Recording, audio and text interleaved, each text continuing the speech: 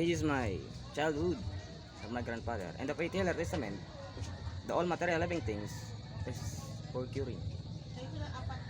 For the patient. The statue of the Catholic religion.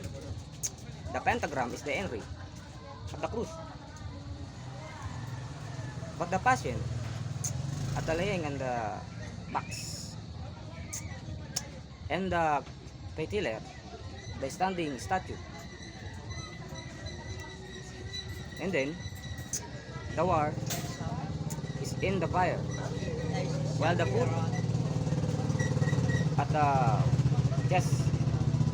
The testament of San Miguel, Faith-Healer, like my grandfather Tomas Amor. Cigarette using for curing to the people. But the life of the Faith-Healer, the word of the signature and the death of life. No growing up, only paying for the death, not like in the doctor. Your life is upping. Much money. The Faith-Healer only sent. And when you have a patient, complete curing, you accusing, you giving the sicknesses to your patient. That's the reason the word of Faith-Healer is nonsense. That's the reason I did not want the word of the Faith-Healer Testament. I built my own. This is my grandfather using the cigarettes. This is the present of my grandfather, Tomas Clamor.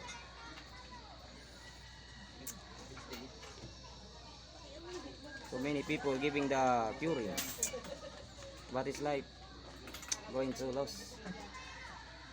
And no child following his knowledge.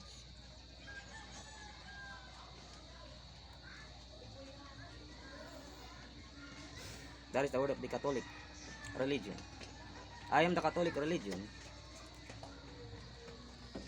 That's the reason. The word of the oration in the Catholic religion, that is the studying in part of the Catholic religion. Water. And then the word of the polyclips. I teaching about the polyclips. That is the word of Jesus Christ giving birth. From the father, going to the mother, going back to the father, back to his face, then back again to the brother and sister. This is the oration I studying, not completely arranging to the correct word, not the nonsense alphabetical letter, to understanding in only the pronunciation of the snake, bird, the other insect, the word of the clock, the word of short text, but the original gifted. The oration is arranging to the exactly correct word of English languages.